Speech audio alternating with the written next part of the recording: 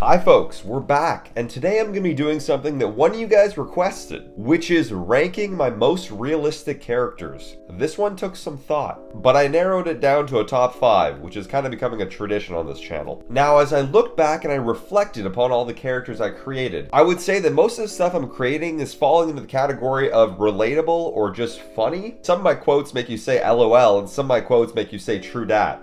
Jesus, my millennial is showing. But for example, like Sensei Senseless, that's very outlandish, very absurd. No self-defense instructor is going to advise you to throw feces. But in contrast, these characters that I'm about to list, a lot of the comments below their videos are like, that's literally me, or I didn't give you permission to film me.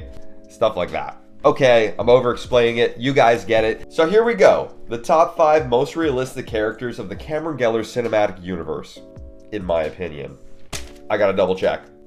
Coming in at number 5, a very new character, Leafy Greens. I'm reading the comments. I know you guys know people like that. Some of you apparently are people like that. And if you are, stop.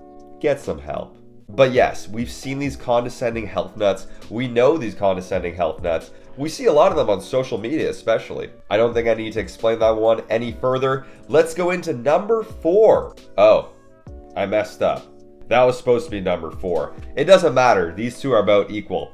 Number 4/5 as well. Alvin Alternative. Any of you guys live in Montreal? I hope so, because I live in Montreal and I'd like to rep that slightly. We got a hipster problem. It was worse in like 2015, but it's still prevalent. There's an area in Montreal called the Plateau, and this character was born and raised there. I've decided. He's from the Plateau, okay? If you don't get it, I'm sorry. Any of you guys who live in big cities, you probably have areas just like that. And also being in theater, I've met a lot of Alvin Alternatives, okay? Trying so hard to be unique, even the curled mustache, even the outfit, honestly. I'm roasting him a bit too hard. He's definitely not the worst person in the universe. He wasn't on my villain list, but he's accurate, okay? At least in my opinion. Number 3, we're not messing up anymore. Inboy. He had to be there. I'm sure you guys guessed. There's a lot of introverts out there in the world. I cherish them. I try to take them under my wing occasionally. Adopt an introvert. It's the right thing to do. Adopt, don't shop. I'm in a goofy mood today. Here's a perfect example. Inboy's quotes are usually not that funny, maybe a little chuckle-worthy, but they're not that funny. It's more you hear them and you're like, yeah, that's me. Or yeah, that's my best friend. Or yeah, that's my girlfriend. Inboy, at least top 3. I think most of you would agree. I don't know. Let me know. Comments. Number 2. And this one was based on a real person, so it's pretty realistic. We got No Adulting.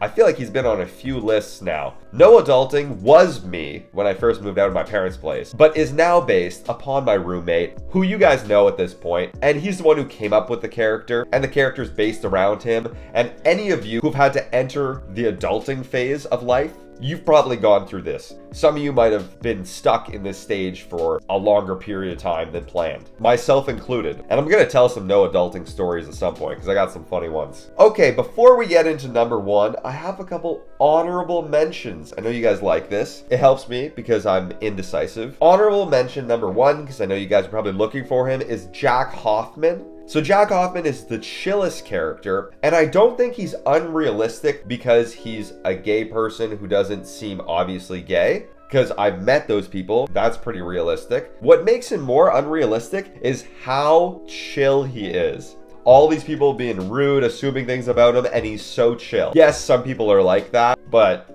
they're hard to find. So he's a little less realistic. And especially someone to be specifically gay, doesn't trigger the gaydar, and that chill. It's a bit of a unicorn. It does exist, but I don't think you bump into people like that like every single day. But he's not a super exaggerated character either. But he doesn't quite make the list. A couple more. I know you guys probably hope she was on the list. Emily Wilkerson might have been on the list back in the day, but the quotes are getting extreme and extreme and extreme, and she's not quite on the list anymore. Whenever she's with Can't Take a Hint, she almost feels like she could be on the list because compared to him, she is like the voice of reason. So she's close, but she's not quite there. And last one that was really close to being on the list, Anita Richmond. Honestly, she's like number 6. And I've definitely bumped into people like her, so it feels super realistic, just not up to par with the other ones. That's the only reason. Okay, enough beating around the bushy beaver. Let's get to number 1, Tom Morrow. One of the newer characters, and one that all of us can relate to. Come on,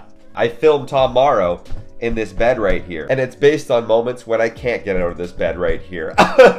So wholesome. Tom Morrow was suggested like a million times, and I didn't want to do it because I didn't think it was that funny, because I thought it was too perfectly relatable. I like my characters to have some sort of exaggeration or some sort of twist, and he's just relatable. And in the incarnation of that character, I don't find him that funny, but he's relatable, which makes him worthy of being brought to life. Something that I noticed that's interesting is a lot of the most realistic characters are some of the newer characters. I thought about that, and I think it's because the more a character shows up, the more I have to write quotes for them. And you kind of use up all the easy material. So the quotes get more elaborate and far-fetched. That's something I noticed. Most of my characters get more extreme and bizarre over time.